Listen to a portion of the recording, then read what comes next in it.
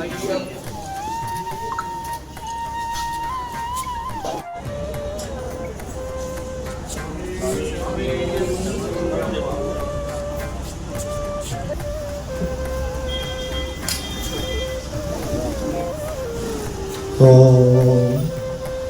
ശ്രീ ഗുരുഭ്യോ നമഃ.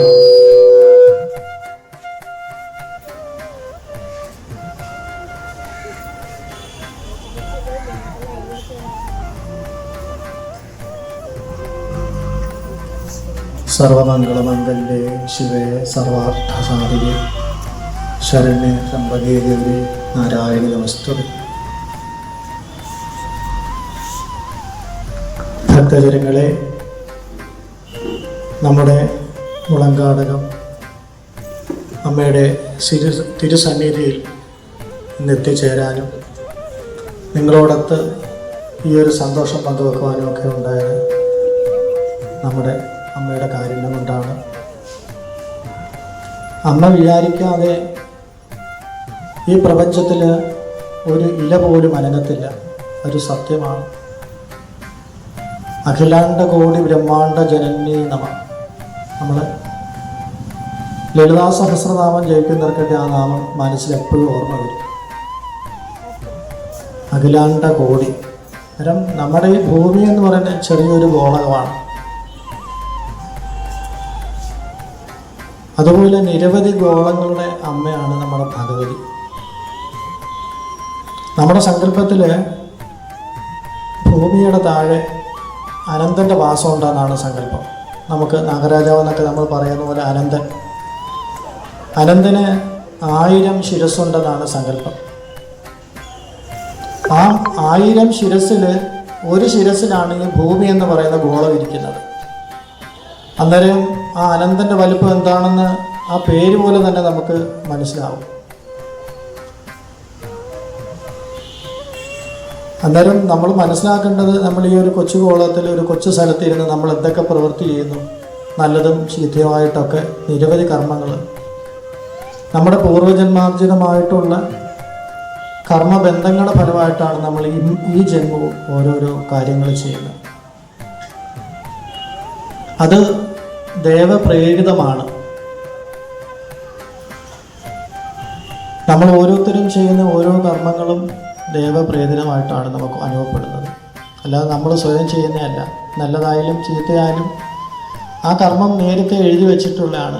നമ്മളൊക്കെ അതിൽ കൂടെ ഇങ്ങനെ കടന്നു പോകണമെന്ന് മാത്രമേ ഉള്ളൂ. നമ്മളങ്ങനെ ആ ഭഗവതി തന്നെയാണ് നമ്മുടെ അമ്മ.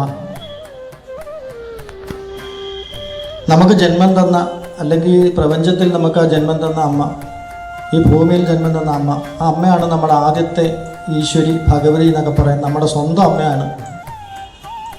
നമ്മൾ ആദ്യം വിളിക്കുന്നത് എന്താ? അമ്മേന്നല്ലേ. ഒരു കുഞ്ഞ് ജനിച്ചു കഴിഞ്ഞാൽ അതിന് ആദ്യം ആ നാവി വരുന്ന അമ്മേന്നാണ്. അന്നേരം നമ്മുടെ ഈ പ്രപഞ്ചത്തിലെ ഈശ്വരി ഭഗവതി എന്നൊക്കെ നമ്മൾ പറയുന്നത് നമ്മുടെ അമ്മ തന്നെയാണ്. അത് നമ്മൾ സ്വയം മനസ്സിലാക്കണം. പിന്നെ അടുത്ത ആരാ? അച്ഛൻ. അതാണ് ഈശ്വരൻ. ഈശ്വരി എന്നൊക്കെ നമ്മൾ പറയുന്നത് ആ ഈശ്വരൻ, മഹാദേവൻ, പല സങ്കല്പത്തിൽ നമ്മൾ ആരാധിക്കുന്നുണ്ട്. ഒരു അച്ഛനാണ് അടുത്ത് നമ്മുടെ ബന്ധു, ഗുരുനാഥനൊക്കെ. അമ്മയാണ് ബാലപാഠങ്ങളൊക്കെ നമുക്ക് പറഞ്ഞു തരുന്നെങ്കിലും ഞങ്ങളുടെയൊക്കെ സമ്പ്രദായം അനുസരിച്ച് അച്ഛൻ ഉപനയനം നടത്തുന്നത് കൂടി നമ്മൾ ആദ്യത്തെ ഗുരുനാഥൻ അച്ഛനാണ്. അതറിയാം. ഇവിടെ നമ്മുടെ ക്ഷേത്രം വിശ്വകർമ്മരുടെ ആണല്ലോ, അവർക്ക് ആ ആചാരങ്ങളൊക്കെ അറിയാം. ഞാനെങ്കിലും ഒന്ന് പറഞ്ഞു പോകുന്നത് മാത്രമേ ഉള്ളൂ. അന്നേരം നമ്മുടെ ഗുരുനാഥൻ, നമ്മുടെ ദൈവം, അദ്ദേഹമാണ്, അച്ഛനാണ്. പിന്നെ നമ്മളെ വിദ്യാഭ്യാസം, നമുക്ക് എന്ത് വിദ്യാഭ്യാസമാണ് ചെയ്യേണ്ടത് അത് പകർന്നു തരുന്ന ഗുരുനാഥനാണ് ഗുരു. പിന്നീടുള്ളത് ഈശ്വരൻ. നമ്മൾ സങ്കല്പിക്കുന്ന വിഷ്ണുവെന്നോ ശിവനെന്നോ ഭഗവതിയെന്നോ ഒക്കെ നമ്മൾ പ്രാർത്ഥിക്കുന്ന ഈശ്വരൻ. ഈ 4 പേരും ഒന്നാണെന്ന ഒരു സങ്കല്പം നമുക്ക് വേണം. ഈശ്വരൻ എന്ന് പറയുന്ന ഒരാളെ ഉള്ളൂ നമ്മുടെ പ്രപഞ്ചത്തിൽ. നമുക്കറിയാം, നമ്മൾ ഓരോ മതസ്ഥരും നമ്മൾ ഓരോ പേരിലാണ് നമ്മളെ വിളിക്കുന്നത്. നമ്മളൊക്കെ അമ്മയെന്ന് വിളിക്കും, മറ്റുള്ളവർ ഉമ്മയെന്ന് വിളിക്കും, ചിലവർ മമ്മിയെന്ന് വിളിക്കും. അങ്ങനെ പല പല നാമത്തിൽ ആണ് വിളിക്കുന്നത്. പക്ഷേ ഇതിൻ്റെയൊക്കെ അർത്ഥം ഒന്നല്ലേ? അമ്മയെന്നല്ലേ? ഈ ഏത് 3 ഭാഷയെ വിളിച്ചാലും അമ്മയല്ലേ വിളി കേൾക്കുന്നത്? അച്ഛൻ വിളി കേൾക്കത്തില്ല. അമ്മയെന്ന് വിളിച്ചാൽ അമ്മയെ വിളി കേൾക്കൂ. അന്നേരം നമ്മുടെ ഈ ജനനി, ആ ജന്മങ്ങളുടെ ഓരോരോ ഭാഗങ്ങളാണ് വീണ്ടും വീണ്ടും നമ്മൾ ജന്മമെടുത്ത് ഈ ഭൂമിയിലോട്ട് എത്തുന്നത്. എങ്കിലും നമുക്കൊരു ഭാഗ്യമെന്ന് പറഞ്ഞാൽ നമ്മൾ ഏറ്റവും പുണ്യം ചെയ്തവരാണ് മനുഷ്യർ. വിവേകബുദ്ധിയുള്ളവർ മനുഷ്യർ മാത്രമേ ഉള്ളൂ. മറ്റുള്ള ജന്തുക്കൾക്കൊന്നും വിവേകബുദ്ധി ഇല്ലെന്നാണ് പറയുന്നത്. അന്നേരം വിവേകബുദ്ധി ഏറ്റവും കൂടുതലുള്ളത് മനുഷ്യനാണ്. നമുക്ക് ആ വിവേകത്തോടു കൂടി പെരുമാറാൻ നമുക്ക് എപ്പം കഴിയുന്നോ അന്നേരം നമ്മൾ ഈശ്വരനായി മാറും. നമുക്കെല്ലാം അറിയാം, മാലയൊക്കെ ഇട്ട് 41 ദിവസം വ്രതമെടുത്ത് നമ്മൾ ഈ മലകളൊക്കെ കയറി ആ 18 പടികളും ചവിട്ടി ആ ഭഗവാന്റെ തിരുസന്നിധിയിൽ ആ കൊടിമരത്തെ തൊഴുതിട്ട് അകത്തോട്ട് നോക്കുമ്പോൾ അവിടെ ഒരു മുകളിലൊരു ബോർഡുണ്ട്, തത്വമസി. ആ തത്വം തന്നെയാണ് ഈശ്വരൻ. നിങ്ങൾ ഇവിടെ എത്തി ഈ ഇരിക്കുന്നവരും നിൽക്കുന്നവരും ഞാനുൾപ്പെടെ എല്ലാവരും ഈശ്വരന്മാരാണ്. എനിക്ക് പ്രത്യേകതയൊന്നുമില്ല. എന്നുവെച്ചാൽ നിങ്ങളെപ്പോലെ ഒരാൾ ഞാൻ. അതാ ഞാൻ ആദ്യം പറഞ്ഞത്, നമ്മുടെ കർമ്മഫലം, പൂർവികമായിട്ടുള്ള നമ്മുടെ കർമ്മഫലങ്ങളുടെ ഓരോരോ ജന്മങ്ങൾ നമുക്ക് ഉണ്ടാവുന്നു എന്നുള്ളത്. അന്നേരം നമ്മളെല്ലാം ഈശ്വരന്മാരാണ്, ഈശ്വരിമാരാണ്, എല്ലാവരുമാണ്. നമ്മുടെ സങ്കല്പത്തിൽ നമുക്ക് 2 ശരീരം ഉണ്ടെന്നാണ് നമുക്ക് സങ്കല്പം വെച്ചിരിക്കുന്നത്. ഒന്ന് സ്ഥൂലമായിട്ടിരിക്കുന്ന ശരീരം, നമ്മൾ ഈ പുറമെ കാണുന്ന ശരീരമാണ് ഒന്ന് ഇതിനുള്ളിൽ നമ്മൾ ജീവനെന്നും പ്രാണെന്നും ആത്മാവും എന്നൊക്കെ പല പേരിൽ പറയുന്ന ആ ജീവൻ, അതാണ് ഈശ്വരൻ. അതെല്ലാവർക്കും ഇല്ലേ? എല്ലാ ജന്തുജാലങ്ങൾക്കും ഉണ്ട്. അതെല്ലാം ഈശ്വരന്മാരാണ്. അന്നേരം നമ്മളെല്ലാം സമന്മാരാണെന്ന് കാണുക. മറ്റൊരാൾ മോശക്കാരനല്ല, ഞാൻ തന്നെയാണ് നീ. അതാണ് അയ്യപ്പൻ പറഞ്ഞ തത്വം. അന്നേരം നമ്മൾ എല്ലാവരും ഒന്നാണെന്ന് കാണാൻ നമ്മൾ പഠിച്ചാൽ അത് തന്നെ ഒരു വലിയ സങ്കല്പമായി മാറും. നമ്മൾ ഈശ്വരനായി മാറും, നമ്മൾ സാക്ഷാൽ ഈശ്വരനായി മാറും. അന്നേരം നമ്മുടെ ഈ ജന്മത്തെ, അല്ലെങ്കിൽ നമ്മുടെ കുറേ പ്രായമൊക്കെ ആയി കഴിയുമ്പം നമ്മുടെ ഈ ശരീരം രോഗങ്ങളെ കൊണ്ടും പ്രായാധിക്യം കൊണ്ടും നമ്മുടെ ശരീരം വളരെ മോശമാകുന്ന അവസ്ഥയിൽ ഈ ജീവൻ അത് പിന്നെ തുടരാൻ ബുദ്ധിമുട്ടായിട്ട് വരും. അന്നേരമാണ് നമ്മുടെ മരണം എന്ന് പറയുന്ന ഒരു അവസ്ഥയിലെത്തുന്നത്.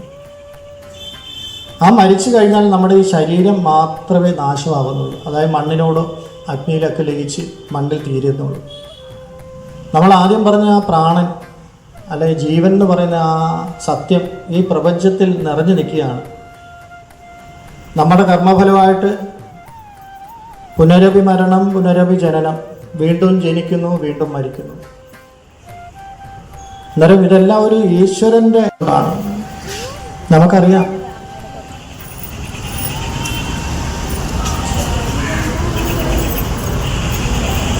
ഭഗവാൻ എല്ലാവരും ഓരോ ഡ്യൂട്ടി ഏൽപ്പിച്ചിട്ടുണ്ട്.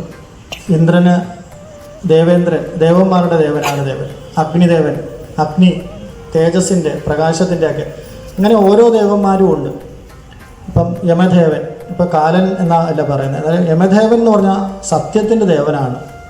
ഈ ദേവന്മാരൊക്കെ ഉണ്ടെങ്കിലും ഏറ്റവും സത്യം പ്രവർത്തിക്കുന്ന അദ്ദേഹം മാത്രമേ ഉള്ളൂ. മറ്റുള്ളവർക്ക് അല്പം കള്ളമൊക്കെ പറയാറുണ്ടെന്നാണ്. പക്ഷേ ധർമ്മദേവൻ, നമുക്ക് തെക്കോട്ട് ദിക്ക് എല്ലാവരും പറയുമോ, തെക്കോട്ട് വാതിൽ വെക്കാമോ, തെക്കോട്ട് ഇറങ്ങാമോ, അതൊക്കെ ദോഷമല്ലേ? അങ്ങനെ പറയുമ്പോൾ നമ്മുടെ കൊട്ടാരക്കര ഗണപതി ഭഗവാൻ തെക്കോട്ടല്ലേ ഇരിക്കുന്നത്? തെക്കേ ദിശ മോശമായിട്ടാണോ? അല്ല, തെക്കേ ദിക്ക് വളരെ പ്രധാനമായിട്ടുള്ളൊരു കാര്യമാണ്. നമ്മളീ പറഞ്ഞ ഈശ്വരനെ അല്ലെങ്കിൽ നമ്മുടെ പിതൃക്കളെ നമ്മൾ ബലികർമാദികൾ ചെയ്യുന്നുണ്ട്. തെക്കോട്ടിരുന്നല്ലേ? ഏറ്റവും പ്രാധാന്യമുള്ളൊരു ദിക്കാണ് തെക്ക് ദിക്ക്. നമ്മുടെ ജീവൻ, നമ്മുടെ ശരീരം വിട്ട ആ പ്രാണനെ നമ്മുടെ അച്ഛൻ അമ്മയെന്നൊക്കെ പറയുന്നെങ്കിലും അതൊരു ഈശ്വരനായിട്ടാണ് നമ്മൾ സങ്കല്പിക്കുന്നത്. അതുകൊണ്ടാണല്ലോ നമ്മൾ ഈശ്വരകർമ്മങ്ങളൊക്കെ ചെയ്യുന്നത്. പോയി ബലികർമാദികൾ മന്ത്രപൂരണത്തോടുകൂടി നമ്മൾ അതെല്ലാം ചെയ്യുന്നത്. അല്ലെങ്കിൽ അതിൻ്റെ ആവശ്യമില്ലല്ലോ. ഇത്തരം കാലിലില്ലാ കാലം എന്ന് പറഞ്ഞൊരു പദ്യം പണ്ട് പഠിക്കാനുണ്ടായിരുന്നു. ഞാൻ 5ാം ക്ലാസ് പഠിക്കുമ്പോൾ ഉണ്ടായിരുന്നു. യമദേവനെ മഹാദേവൻ നിഗ്രഹിക്കുകയും പിന്നീട് എല്ലാവർക്കും മരണമില്ല എന്നൊരു കാലം വന്നെത്തി. അന്നേരം ആ പദ്യം ഞാൻ കൃത്യമായിട്ട് ഓർക്കുന്നില്ല. അന്നേരം മരണം എന്ന് പറയുന്നത് നമുക്കെല്ലാവർക്കും, എല്ലാ ജീവജാലങ്ങൾക്കും, ചലിക്കുന്നതായാലും ചലിക്കാത്തതായാലും, വൃക്ഷലതാദികളായാലും മനുഷ്യരായാലും എല്ലാവർക്കും നമുക്ക് വേണ്ട ഒരു അവസ്ഥയാണ് മരണം. അത് സത്യമായിട്ടുള്ള കാര്യമാണ്. ജനനത്തിൻ്റെ പ്രക്രിയയൊക്കെ നമ്മൾ അമേരിക്ക ഉൾപ്പെടെയുള്ള വലിയ ശാസ്ത്രജ്ഞന്മാർ കണ്ടുപിടിച്ചിട്ടുണ്ട്. പക്ഷേ മരണത്തെ തോൽപ്പിക്കാൻ ഇവിടെ ഇതുവരെ ഒരു ശാസ്ത്രവും കണ്ടുപിടിച്ചതായിട്ട് ഞാൻ അറിഞ്ഞിട്ടില്ല. അത് ഒരു സത്യമാണ്, അത് ഈശ്വരനാണ്. നമ്മുടെ കർമ്മം, ആ ഒരു ശരീരത്തിൽ ജീവൻ കടന്ന് ഈ മണ്ണിലെ കർമ്മങ്ങളൊക്കെ ചെയ്തു കഴിഞ്ഞാൽ വീണ്ടും ആ ഈശ്വരനിലോട്ട്, അല്ലെങ്കിൽ ഈ പ്രപഞ്ചം, ഈ പ്രകൃതി എന്ന് പറയുന്ന ഈശ്വരനാണ്, അമ്മയാണ്. അതുകൊണ്ടല്ലോ നമ്മൾ പറയുന്നത് പ്രകൃതിയെ സംരക്ഷിക്കണം, നമ്മൾ പ്ലാസ്റ്റിക് ഉപയോഗം കുറയ്ക്കണം, അല്ലെങ്കിൽ മറ്റു കാര്യങ്ങളൊക്കെ നമ്മൾ പറയുന്നത് പാറ പൊട്ടിക്കുന്നത്, അതേപോലുള്ള ഓരോ കാര്യങ്ങൾ. ആ പ്രകൃതി നിലനിന്നെങ്കിൽ മാത്രമേ നമ്മൾ മനുഷ്യനുള്ളൂ. ഇപ്പം നമുക്കറിയാം യഥാവധി മഴ പെയ്യുന്നില്ല, അല്ലെങ്കിൽ ഓരോരോ നമുക്ക് യഥാകാലത്ത് നമ്മുടെ പൂർവികരൊക്കെ പറയും തുലാം മാസം ഇത്രാന്ത്യം മഴ പെയ്യുമെന്ന് പറഞ്ഞാൽ ആ കാലത്ത് പെയ്യുമായിരുന്നു. പക്ഷേ ഇന്ന് തുലാം കഴിഞ്ഞ് വൃശ്യം കഴിഞ്ഞാൽ മഴ പെയ്യാത്തൊരവസ്ഥയാണ്. ഒരു പ്രകൃതിയെ നമ്മൾ നമ്മുടെ അമ്മയായിട്ട് കണ്ട്, നമ്മൾ ഈശ്വരനായിട്ട് കണ്ട് നമ്മൾ സംരക്ഷിക്കേണ്ട ഒരു കടമ നമുക്കുണ്ട്. പിന്നീടൊരു കാര്യം പറയാനുള്ളത്, നമ്മളെല്ലാം അമ്പലത്തിൽ വന്ന് തൊഴുന്നവരാണ്, നമ്മളെല്ലാം ഭക്തിയുള്ളവരാണ്. ആ ഭക്തി എന്ന് പറഞ്ഞാൽ നിഷ്കാമമായ ഒരു ഭക്തി ആയിരിക്കണം. നമ്മളെല്ലാം വന്ന് തൊഴുതിട്ട് ദേവിയെടുത്ത് ഓരോരോ കാര്യം പറഞ്ഞിട്ടാണ് പോകുന്നത്. ഭഗവതി മോൻ പഠിക്കുന്നില്ല, അവനെ ഒന്ന് പഠിപ്പിക്കണേ. അല്ല, ദേവിക്ക് വേണ്ടി നമ്മളൊന്നും ചെയ്യുന്നില്ല. ആരെങ്കിലും ചെയ്യുന്നുണ്ടോ? നമ്മുടെ സ്വയം താല്പര്യങ്ങൾക്ക് വേണ്ടി ദേവിയെ ആശ്രയിക്കുന്നു, അവിടെ ചന്ദനത്തിനും കർപ്പൂരം കൊണ്ട് കൊടുക്കുന്നു, ദേവിയെ പറഞ്ഞ് സോപ്പിടുന്നു, നമ്മുടെ കാര്യം നടത്തുന്നു. അമ്മയ്ക്ക് വേണ്ടി നമ്മൾ എന്താ ചെയ്യുന്നത്? ഒന്നും ചെയ്യുന്നില്ല. ഇത് ഭഗവതിക്കെന്ന് പറഞ്ഞ് ആരെന്തോ കൊണ്ടു കൊടുക്കുന്നു, അത് അമ്മ സ്വീകരിക്കുന്നത്. ഒരു പൂവായാൽ പോലും മുളകാടത്തമ്മ ഇത് അമ്മയ്ക്കുള്ളതാണ്, എനിക്കുള്ളതല്ല എന്ന് പറഞ്ഞ് നമ്മൾ കൊടുത്താൽ അമ്മയ്ക്കുള്ളതാണ്. ഒരു നാണയം സമർപ്പിച്ചാലും അങ്ങനെയാണ്. ഇത് നമ്മൾ അങ്ങനെയല്ല ചെയ്യുന്നത്. ഞാനതൊരു കുറ്റം പറയുകയല്ല, ഞാൻ പറഞ്ഞു തരുന്നത് നമ്മൾ ചില കാര്യങ്ങൾ മനസ്സിലാക്കാൻ വേണ്ടി. എനിക്ക് അറിവുള്ളത് ഞാൻ പറഞ്ഞു തരുന്നതേ ഉള്ളൂ. അത് നമ്മൾ നിഷ്കാമമായ ഭക്തി എന്ന് പറഞ്ഞാൽ ഈശ്വരനോട് നമ്മൾ ഒന്നും ആവശ്യപ്പെടണ്ട. ആ നമുക്ക് എന്താ വേണ്ടത്? അപ്പം ഇവിടെ ഒക്കെ കൂടിയൊക്കെ കൂടുതൽ അമ്മമാരാണ്. ഒരു കൊച്ചു കുഞ്ഞ് കരഞ്ഞാൽ അമ്മയ്ക്കറിയാമല്ലോ എന്തിനാ കരയുന്നതെന്ന്, അല്ലേ? അന്നേരം അച്ഛനെക്കാട്ടി ബോധമുള്ളത് അമ്മയ്ക്കാണ്. കുഞ്ഞ് കരഞ്ഞാൽ അതിന് എന്ത് വേണ്ടിയാണ് കരുതുന്നത്? ആ അമ്മയ്ക്കറിയാം നമുക്ക് എന്ത് വേണം എന്ന് വെച്ചാൽ. നിങ്ങൾ ഓരോ ആവശ്യങ്ങൾ പറഞ്ഞ് പ്രാർത്ഥിക്കേണ്ടെന്നല്ല ഞാൻ പറയുന്നത്, അത് പ്രാർത്ഥിക്കണം. അമ്മയെ അറിയണമല്ലോ. നമ്മൾ കൂടെ ചെന്ന് ശല്യം ചെയ്തെങ്കിൽ അമ്മ അത് കേൾക്കും. ഒരു 10 വട്ടം പറയുമ്പോൾ ഇത് വലിയ ശല്യമാണ്, എങ്കിൽ ഇപ്പോൾ ഒന്ന് കൊണ്ടുപോകും എന്ന് പറയുന്ന തരും എന്നുപോലെ നമ്മൾ പ്രാർത്ഥിക്കാൻ ഒരു കാരണവും വേണം. എങ്കിലും ഞാൻ പറഞ്ഞ അങ്ങനല്ല, നമുക്ക് അകമഴിഞ്ഞ ഭക്തി അത് പറയാൻ നമ്മുടെ പൂന്താനത്തെ പോലെ. നിങ്ങൾക്കെല്ലാം അറിയാം, ഗുരുവായൂരപ്പൻ്റെ കഥകൾ അറിഞ്ഞുകൂടാത്ത ആരുമില്ല. ഭഗവാൻ പൂന്താനത്തെ പോലെ അകമഴിഞ്ഞ ഭക്തിയുള്ളവർ ഇന്ന് അതിന് മുമ്പും ഉണ്ടായിട്ടില്ല, ഇനി ഉണ്ടാവുമെന്നും തോന്നില്ല.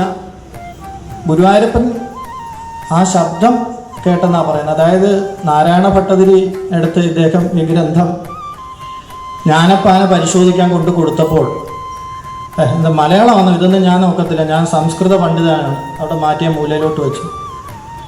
അദ്ദേഹം അവിടെ നിന്ന് കരഞ്ഞു. അന്ന് ഗുരുവായൂർ പറയുന്ന പോലെ ഇത്രയും തിരക്കും കാര്യങ്ങളൊന്നുമില്ല. അദ്ദേഹം അവിടെ മാറി നിന്ന് കരഞ്ഞു. ആ കരഞ്ഞത് വേറെ ആരും കണ്ടില്ല, ആ ശ്രീലകത്തിരിക്കുന്ന ഗുരുവായൂരപ്പൻ കണ്ടു. അദ്ദേഹത്തിനെല്ലാം കാണാനുള്ള കഴിവുണ്ട്. ഒരു ചെറിയൊരു ശ്രീയോലി ഇരിക്കുന്ന അല്ല ഈശ്വരൻ എന്ന് പറഞ്ഞാൽ. ഈ പ്രപഞ്ചം മൊത്തം കറഞ്ഞ, നമുക്കാണ് അമ്പലമുണ്ട് വാതിലുണ്ടെന്നൊക്കെ നമ്മുടെ സങ്കല്പം. എന്നാൽ ഇതെല്ലാം അദ്ദേഹത്തിന് കാണാം.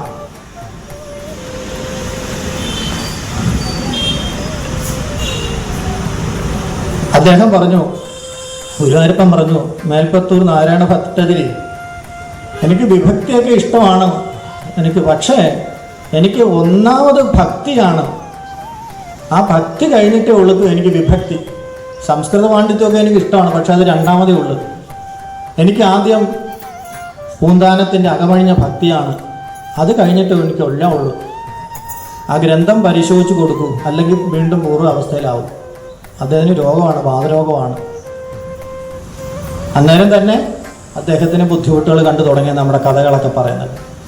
അന്നേരം നമ്മൾ പൂന്താനത്തെ പോലെ, എന്താ പൂന്താനം പറയുന്നത്, ജ്ഞാനപ്പാന വായിച്ചിട്ടുള്ളവരൊക്കെ കാണും, ഇവിടെ ഇഷ്ടംപോലെ പേര് കാണും. അതിലൊക്കെ ഭഗവാൻ ഓരോ കാര്യങ്ങളാണ് പറയുന്നത്. അദ്ദേഹം വളരെ കാലം കുഞ്ഞുങ്ങളില്ലാതെ ഒരു കുഞ്ഞുണ്ടായി കണ്ടപ്പോൾ അതിൻ്റെ അന്നപ്രാശ ദിവസം ആ കുഞ്ഞ് മരിക്കുകയാണ് ചെയ്തത്. അന്ന് നമ്മൾ ഇന്നേപോലെ തുണികളൊക്കെ കെട്ടുകെട്ടായിട്ടാണ് വെക്കുന്നത്. ഈ അലമാരിയൊന്നും അങ്ങനെ ഇല്ല. ഈ തുണികൾ അടുക്കി വെച്ചപ്പം തുണിക്കെട്ട് മറിഞ്ഞു വീണ് ആ കുഞ്ഞ് അടിക്കായി പോകുന്നതാണ് പറയുന്നത്. അന്നേരം പൂന്താനം പറഞ്ഞെന്താ, ഗുരുവായൂരപ്പൻ ഉണ്ണിയായിട്ടുള്ളപ്പോൾ എനിക്ക് വേറൊരു ഉണ്ണി എന്തിനാ എന്നാ ഭഗവാൻ പൂന്താനം ചോദിച്ചു. അന്നേരം നമുക്ക് ഭക്തിയാണ് ഏറ്റവും പ്രധാനം. ഭക്തി, ശ്രദ്ധ, പവിത്രത, ഇത് മൂന്നും കൂടെ കൂടുമ്പോഴാണ് ഞങ്ങളുടെ ഈ പൂജാതി കർമ്മങ്ങൾക്കൊരു പൂർണ്ണത വരുന്നത്. അപ്പം ഒരു സാധാരണക്കാർക്കിട്ട് നമുക്കത് പെട്ടെന്ന് ഇതൊന്നും ചെയ്യാൻ പറ്റത്തില്ല. കുറേശ്ശെ ചെയ്ത് ശീലിച്ചാൽ നമുക്ക് എല്ലാവർക്കും നേടിയെടുക്കുന്നതാണ്. എങ്കിലും നമുക്ക് അകമഴിഞ്ഞൊരു ഭക്തി ഉണ്ടെങ്കിൽ നമ്മുടെ സർവ്വകാര്യവും നമുക്ക് ഭഗവതി സാധിച്ചു തരുമെന്നുള്ളതിനൊരു സംശയമില്ല. ഞാൻ ഒരു കാര്യം കൂടെ പറഞ്ഞ് നിർത്തുകയാണ്. എൻ്റെ ഒരു അനുഭവം പറയാണ്. നമ്മുടെ ക്ഷേത്രം നമുക്കറിയാം, സ്ത്രീകളുടെ ശബരിമല എന്നറിയപ്പെടുന്ന ആ ആറ്റുകാലമ്മയുടെ തിരുസന്നിധിയിൽ 2 വർഷക്കാലം എനിക്ക് മേശാന്തി ആവാൻ ഒരു അവസരം ലഭിച്ചു. കഥകൾ കൂടുതലുണ്ട്, ഞാൻ ഒത്തിരി പറയുന്നില്ല, അടുത്ത സ്ഥലത്തൂടെ പോകണം. അതുകൊണ്ട് ചെറിയൊരു കൊച്ചു കാര്യം പറയണം. ഒരു ദിവസം അവിടെ വളരെ തിരക്കുള്ള, വെള്ളിയാഴ്ച വളരെ തിരക്കുള്ള ദിവസമാണ്. ഒരു 11 മണിയായപ്പോൾ അർച്ചനകളൊക്കെ എടുത്തുകൊണ്ട് ഞാൻ പുറത്തോട്ട് ഇറങ്ങി വന്നപ്പോൾ 2 സൈഡിലും 2 സെക്യൂരിറ്റിക്കാർ നിൽപ്പുണ്ട്. ഒരാൾ അറിയാതെ എന്നെ തൊട്ടു, എൻ്റെ ദേഹത്ത് സ്പർശിച്ചു. അദ്ദേഹം തിരിഞ്ഞം കണ്ടില്ല. ഞാൻ ഇറങ്ങി ഇങ്ങോട്ട് വരുമ്പോൾ അദ്ദേഹം കണ്ടില്ല. അദ്ദേഹം കുറ്റം കൊണ്ടല്ല, അറിഞ്ഞുകൊണ്ട് ചെയ്തതല്ല. അത് അദ്ദേഹത്തിന് വിഷമമായി എന്ന് പറഞ്ഞു കഴിഞ്ഞാൽ ഞാൻ പിന്നെ പോയി കുളിക്കാതെ അമ്പലത്തിൽ കയറാൻ പറ്റത്തില്ല. അദ്ദേഹം പറഞ്ഞു, ശരിമിനെ ക്ഷമിക്കണേ, ഇത് അവരറിഞ്ഞ വലിയ വിഷയമാവും, എനിക്കെതിരെ നടപടി വരും ബോഡി ട്രസ്റ്റ് ഓഫീസിൽ നിന്ന്.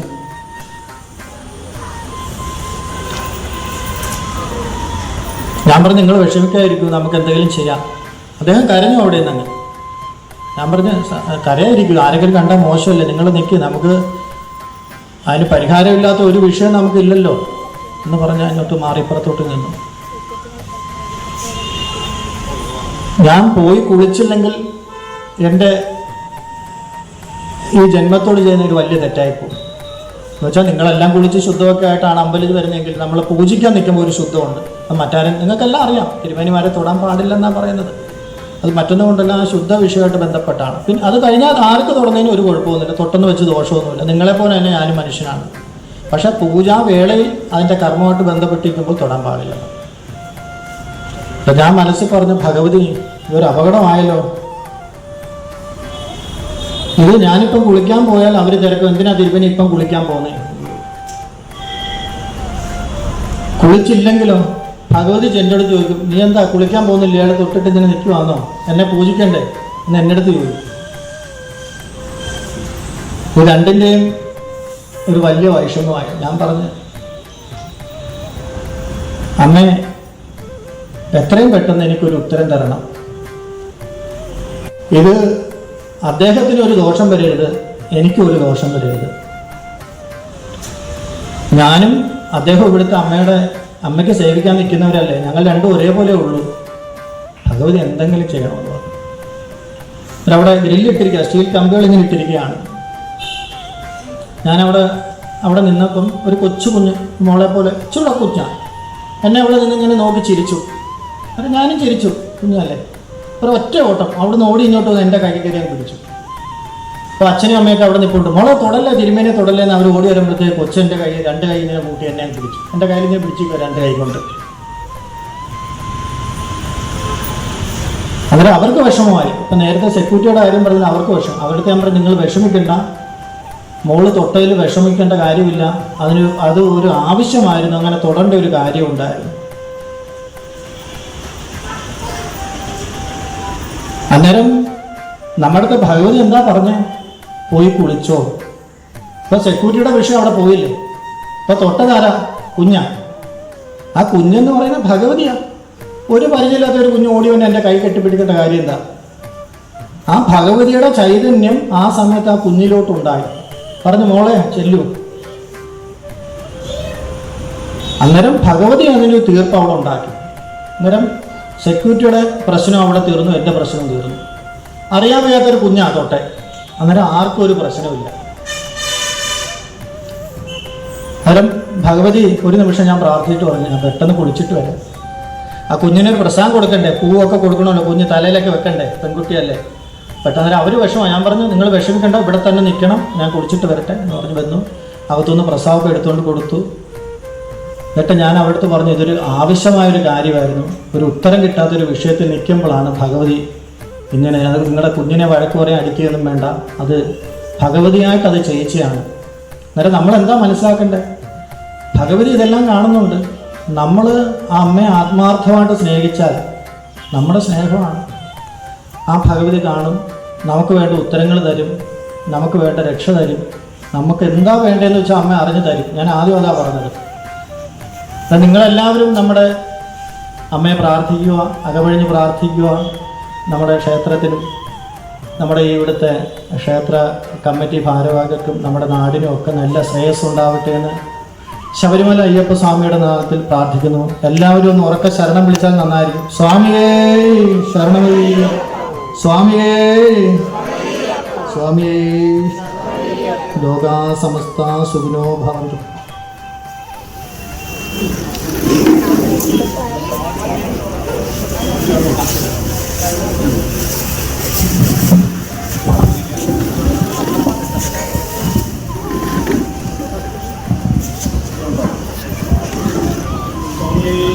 ക്ഷേത്രം മേൽശാന്തി ആദരിക്കുന്നു.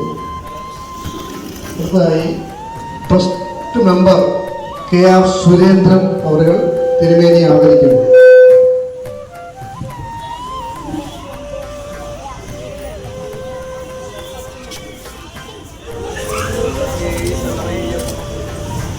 അഖില കേരള വിശ്വകർമ്മ മഹാസഭ കൊല്ലം താലൂക്ക് സെക്രട്ടറി ശ്രീ മനോജ് മണ്ണാശ്ശേരി ആദരിക്കുന്നു.